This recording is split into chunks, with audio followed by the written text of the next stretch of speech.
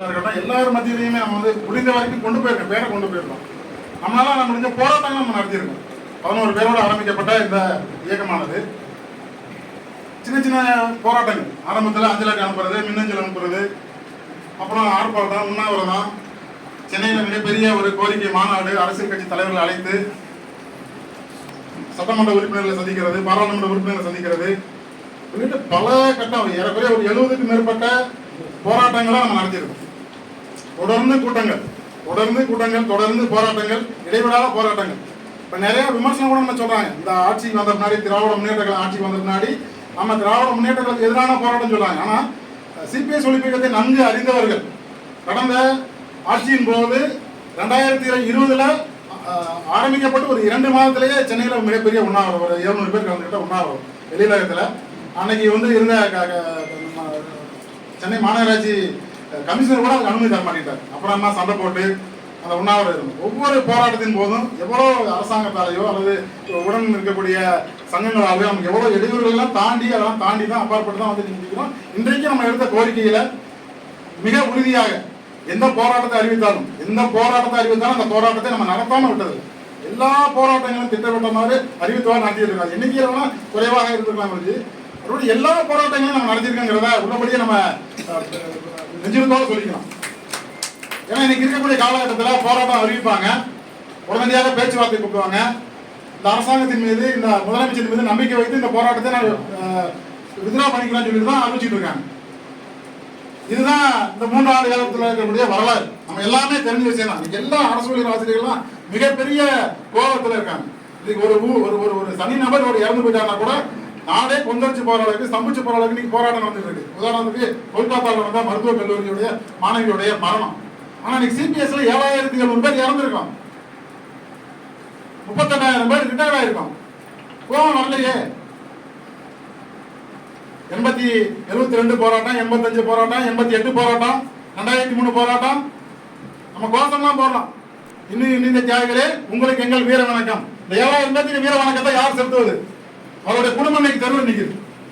ஒரு அனாதைக்கு ஆதரவற்றோருக்கு அரசாங்கம் 1800 ரூபாய் ஓய்வூதியம் கொடுத்துட்டு இருக்காங்க. அது கூட இல்லாத நிலையில தான் இன்னைக்கு தமிழ்நாட்டில் இருக்கக்கூடிய ஒட்டுமொத்த ஆசிரியர் சமுதாயமும் அரசு சமுதாயம் இருக்கும். வெளியில வேணா மிகப்பெரிய பேரோட நம்ம சொல்லிக்கலாம், நான் வந்து அரசு ஊழியரா இருக்கிறேன், கௌரவமா இருக்கிறேன் அப்படின்னு சொல்லலாம். ஆனா யதார்த்த நிலைமை என்ன? 2010க்கு பின்பாக தான் சிபிஎஸ் படிக்க ஆரம்பிக்கிறாங்க. அப்ப 1/4/2003 இருந்து 31/12/2009 வரைக்கும் இறந்து போனவங்களோட நிலைமை என்ன? ஒரே 1 ரூபாய் கூட அவங்களுக்கு எந்த விதமான பலப்பலனும் இல்லை. ஏன்னா சிபிஎஸ்ல பிடிச்ச செய்யப்பட்ட தொகை, அரசாங்கங்களுடைய பங்களிப்பு, அதனுடைய வட்டி தொகையை சேர்த்தா ஒன் டைம் செட்டில்மெண்ட் கொடுத்துட்டு இருக்காங்க. அதுக்கான போராட்டங்கிறதே ஒரு 13 ஆண்டு கால போராட்டம். 2016 பிப்ரவரி மாதம் நடத்திய போராட்டம், 10 நாள் போராட்டம். கடைசி சட்டமன்ற கூட்டத்தொடரில் அறிவிக்கிறாங்க, அன்றைய முதலமைச்சர் செல்வி ஜெயலலிதா அறிவிக்கிறாங்க, சிபிஎஸ்ல ரிட்டையர் ஆனவங்களுக்கு, இறந்து போனவங்களுக்கு பணத்தை திருப்பி தருவது சம்பந்தமா ஒரு அரசாங்கம் வெளியிடுறாங்க. சிபிஎஸ்ஐ ரத்து செய்வதற்கான சாத்தியக்கூறுகளை ஆராய்வதற்கு ஒரு வல்லுநர் குழு அமைப்புன்னு சொன்னாங்க. அந்த வல்லுநர் குழு அறிக்கை முடிஞ்சு வாங்கி வச்சு 5 ஆண்டுகள் ஆயிடுச்சு. இன்றைக்கு வரைக்கும் அந்த அறிக்கையின் மீது எந்த விதமான முன்னேற்பாடுகளான விஷயம் எதுவுமே இல்லை. இந்த நிலையில தான் மத்திய அரசாங்கமானது கடந்த மாதம் 24ஆம் தேதி ஒருங்கிணைந்த ஓய்வு திட்டத்தை கொண்டு வராங்க. நிறைய காலம் ரொம்ப நேரம் குறைவா இருக்கனால சுருக்கமா சொல்லியிருக்கேன். அந்த ஒருங்கிணைந்த ஓய்வு திட்டம் சொன்ன உடனேயே, மத்திய அரசாங்கம் அறிவிக்கை வெளியிட்ட உடனேயே இங்க இருக்கக்கூடிய ஒட்டுமொத்த அரசு ஆசிரியர்கள் ஆக நமக்கு வந்து ஒருங்கிணைந்த ஓய்வு திட்டம் வரப்போகுது அப்படின்னு சொன்ன ஆட்கள் இருக்காங்க, அதை வரவேற்ற ஆட்கள் இருக்காங்க.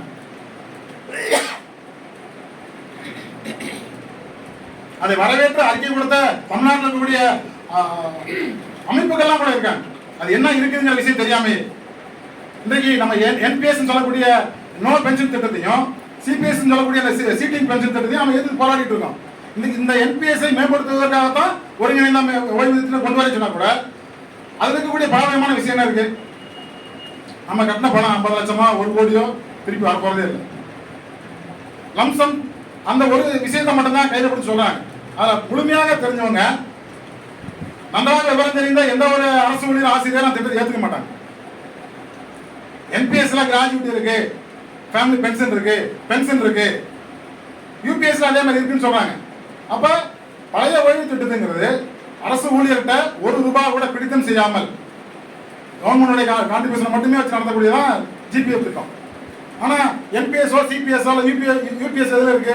நம்மளோட பங்களிப்பு வாங்கிட்டு கூடுதலா சொல்லணும்னா ஆந்திராவில் கேரண்டி பென்ஷன் ஸ்கீம், நம்மளுடைய ஊதியத்தில் 10% கொடுத்தா ஒரு பென்ஷனு, 14% பிடிச்சாங்கன்னா அது ஒரு பென்ஷனு.